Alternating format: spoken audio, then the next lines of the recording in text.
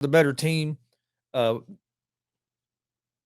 you have Tatum and Brown. Either one can go off on either night. Then you have Defensive Player of the Year Marcus Smart, uh, who's just doing a lot of good things. The only thing that gets with Boston sometimes is it seems like sometimes they get in their own head when things get a little physical, and then they start turning the ball over with some lazy passes. If Boston starts turning the ball over in this series in the finals, starting on Thursday night against the Warriors, they start turning the ball over with lazy passes like that, and they get in the mode where they start getting their heads a little bit because they're not getting some calls and they're just whining to the referees all the time.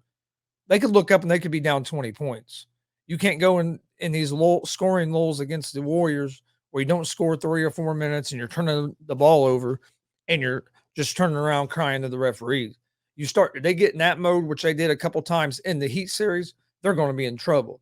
Now, if they get in the mode where they stay focused like they did in Game 7 and and play Celtic basketball and stay focused and don't worry about the referees, they are a tough team. Probably have the best defense in the league, going against one of the best offenses in the league. This to me is going to be a great series.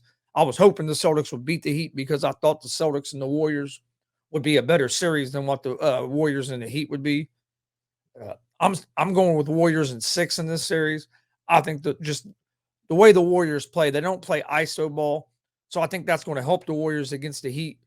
The Heat's physicality, or not the Heat, excuse me, the Celtics' physicality, because they keep the ball moving. It makes it a little harder to get physical with the guy when he's just not standing right in front of you the whole time.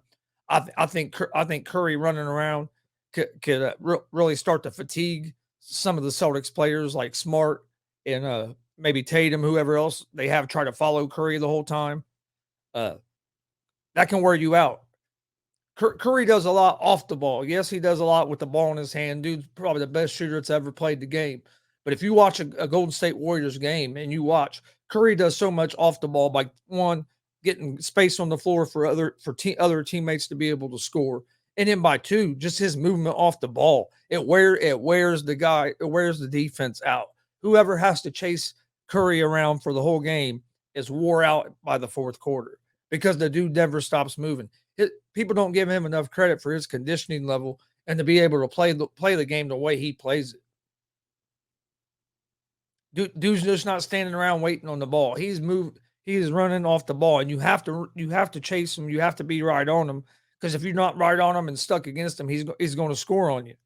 Either he's going to get the ball and get a three, or he's going to be dribbling it wide open somewhere, or get a teammate involved. So Curry is an X factor that I think people underrate some, even with all his greatness. You still hear people, oh, he don't have a Finals MVP, he don't have this.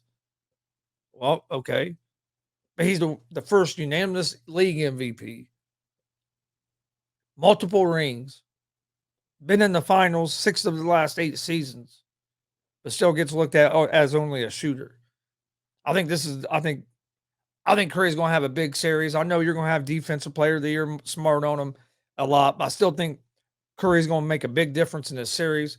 He's going to get his Finals MVP that he deserved years ago when they got their first championship and Iguodala was named Finals MVP. But then people just find something else to complain about. Really, the only weakness he has is his size, and he just can't D up people as well as maybe you would like. But he does at least put some effort in on defense.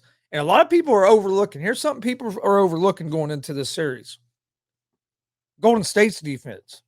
All we're talking about is the Celtics defense, which rightly so. They're right up there as the best defense in the league. But we forget the Warriors have a good defense as well. Draymond Green is a good defender. Wiggins is a good defender. Wiggins is going to be the X factor in this series to me. If Wiggins keeps playing the way he's been playing in these playoffs, the Warriors have a great chance to win in the finals. Wiggins has been a guy that I think's been a little bit under talked about the way he's played in the playoffs for the Warriors because of how great Steph has been, how good Jordan Poole has been. Klay Thompson got going there in game 6 and scored 30 something points, or game 5. So I mean,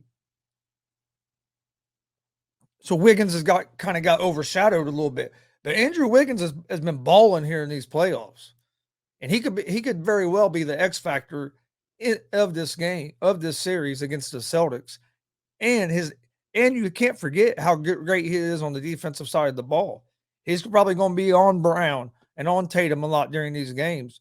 And I think Andrew Wiggins is a very underlooked piece to this NBA Finals, because I think his defense on that side of the ball, and then the offense that he's been adding here in the NBA playoffs, could really be an X factor in this series. I think it's going to be a good series. It's going to be I think you're going to get a lot of more closer games. Don't think we're going to see the blowouts like we've seen in the Celtics and Heat series. I think this Heat or Celtics and Warriors series is going to be a lot closer series. Fun series to watch. I got the Warriors in 6. I think Warriors in 6. I think Steph Curry's going to have a big finals and be the finals MVP. I just think this is the Warriors' year. They're healthy. Andrew Wiggins has been a big piece for him. Jordan Poole's been a big piece for him to add with your core of Clay and Steph and Draymond Green. They're hungry. They want to prove. I mean, everybody said the Warriors would never make another finals. I think they wanted to prove that they can win one without KD. Yes, they won one before KD got there, but then the way they lost and then got KD, everybody said they had to have KD. Everybody said after KD left, they'd never make another finals. Well, they made a finals. Now this is their chance to win one without KD.